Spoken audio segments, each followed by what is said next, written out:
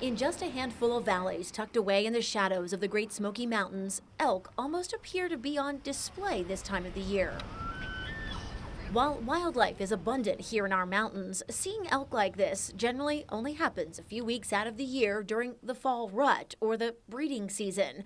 That means from late September to early November, these once nearly extinct creatures come out into the open, where you can watch the bulls corralling the females and the calves. The bulls are bugling, they're fighting with each other. All of the females are grouped up in tight groups.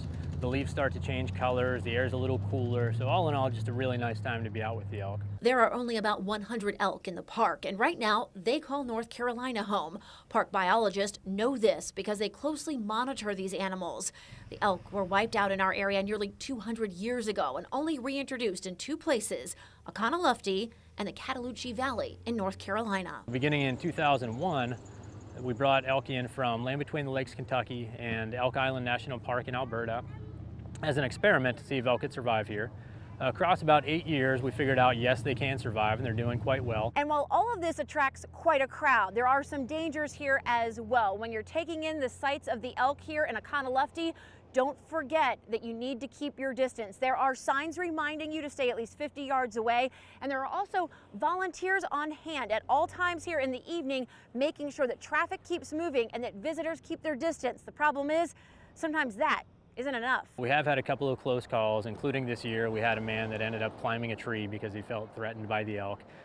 Basically waited in that tree until a park staff member came down and chased the elk off. Outside of rangers, there are 4 park volunteers staffed near the Oconaluftee Visitor Center each and every night of the rut. Keep moving, do not stop. Part of their job is to prevent traffic jams near the fields with the elk. The other part is to educate and try to protect visitors who don't seem to understand these are still wild animals. People will start walking out in the middle of the field thinking that they're friendly. The elk are not friendly, they're not tame. And one time somebody asked me, but they've got collars on them. And I said, well, we don't take them for walks or anything.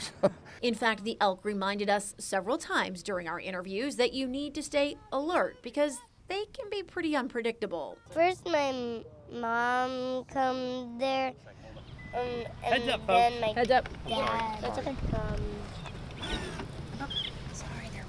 They can also be quite vocal, which ironically they demonstrated just as park rangers were trying to explain the elk's erratic behavior this time of the year. The bulls, their testosterone levels increased by about 1,000 times what they are normally, and so they're a lot like an angry teenager.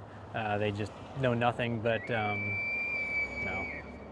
Still, if you follow the safety guidelines, this is an incredible chance for you to experience something many only read about in school books. I made it out, and we made them, and we learned about the letter E. And if you're lucky enough, you can also capture that perfect shot of one of these majestic creatures.